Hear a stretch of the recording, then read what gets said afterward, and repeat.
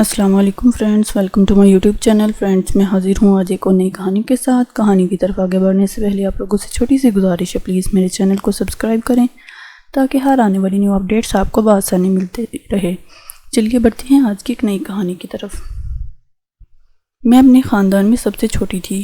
چھوٹی ہونے کی وجہ سے سب مجھ سے بہت ہی زیادہ محبت کرتے تھے۔ میں دیکھنے میں بہت ہی زیادہ خوبصورت تھی۔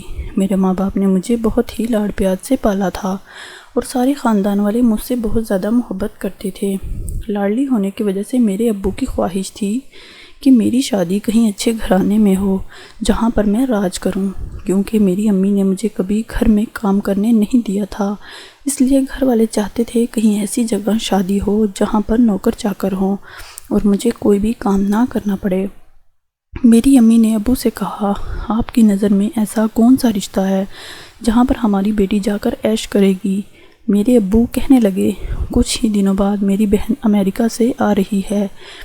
جیسے ہی میں نے ابو کی بات سنی، اس کے بعد میرا چہرہ خوشی سے تمتما اٹھا، کیونکہ میری پھپھو بہت ہی زیادہ امیر عورت تھی اور ان کا ایک بیٹا تھا جو بہت ہی زیادہ خوبصورت تھا۔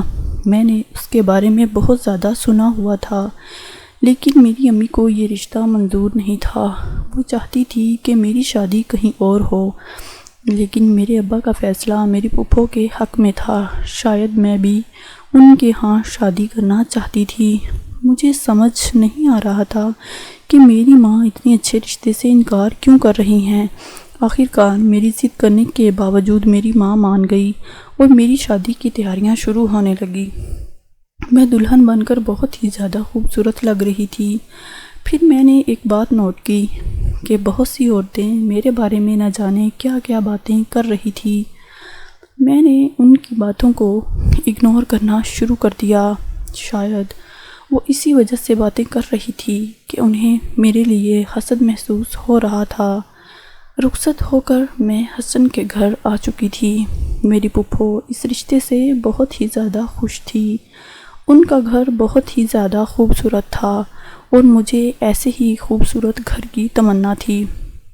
جیسے ہی تھوڑی دیر بعد حسن کمرے میں داخل ہوا، میرے دل کی دھڑکن تیز ہونے لگی۔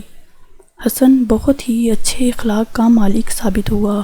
اس نے بہت ہی اچھے طریقے سے میرے ساتھ بات کی، لیکن مجھے نہیں پتا تھا کہ اگلی صبح جیسے ہی میں سو کر اٹھوں گی تو میری زندگی مکمل طور پر بدل جائے گی۔ جیسے ہی میں صبح سو کر اٹھی، میرے سامنے میرا شوہر نہیں بلکہ وہ تو کوئی پاگل انسان کھڑا تھا اور نہ جانے کیوں بہکی بہکی سی باتیں کر رہا تھا۔ میری پھپھو نے مجھے آ کر کہا، اپنے شوہر کو سنبھالو، اب یہ میرے بس سے باہر ہو چکا ہے، اب تمہاری ذمہ داری ہے اس کو سنبھالنا۔ مجھے سمجھ نہیں آ رہا تھا کون میرے ساتھ اتنا بڑا دھوکہ کر سکتا ہے۔ وہ بہت ہی زیادہ عجیب انداز میں بات کر رہا تھا۔ میرا دل کر رہا تھا میں زور زور سے رونا شروع کر دوں کہ قسمت میرے ساتھ اتنا بھیانک مذاق کیسے کر سکتی ہے۔ نہیں آ رہا تھا میری قسمت میرے ساتھ اتنا بڑا بھیانک مذاق کیسے کر سکتی ہے۔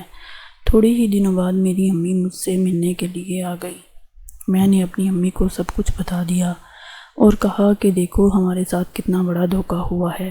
میری امی کہنے لگی، دھوکہ تمہاری پھپھو نے نہیں بلکہ تمہارے باپ نے دیا ہے، کیونکہ تمہاری پھپھو کے بیٹے سے کوئی بھی شادی نہیں کر رہا تھا۔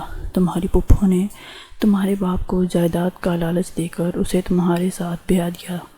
اتنی ہی دیر میں میری پھپھو بھی آ گئی اور کہنے لگی، مجھے معاف کر دو، مجھے نہیں پتا تھا کہ تمہارا باپ ہی تمہارے ساتھ اتنا بڑا جھوٹ بولے گا۔ مجھے لگا کہ شاید تمہیں پتا ہوگا کہ میرا بیٹا پاگل ہے۔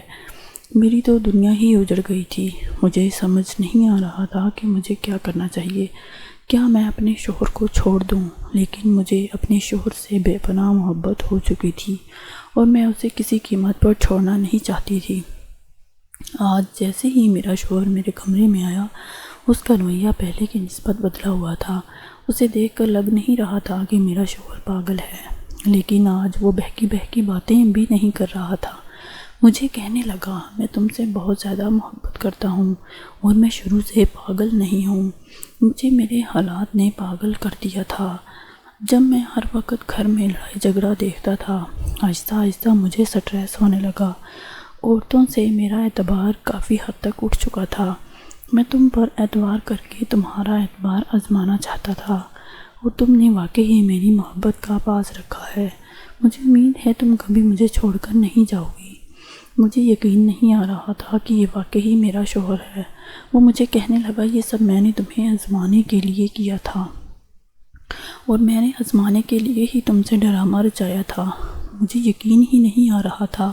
میں خدا کے آگے سجدہ ریز ہو چکی تھی کہ خدا نے مجھے اتنی بڑی مشکل سے نکال دیا تھا اور مجھے اتنا خوبصورت شوہر عطا کیا تھا۔ مزید اچھی سٹوریز کے لیے میرے چینل کو سبسکرائب کرنا مت بھولیے گا تاکہ ہر آنے والی نئی کہانی کا نوٹیفیکیشن آپ کو بآسانی ملتا رہے۔ شکریہ۔ اللہ حافظ۔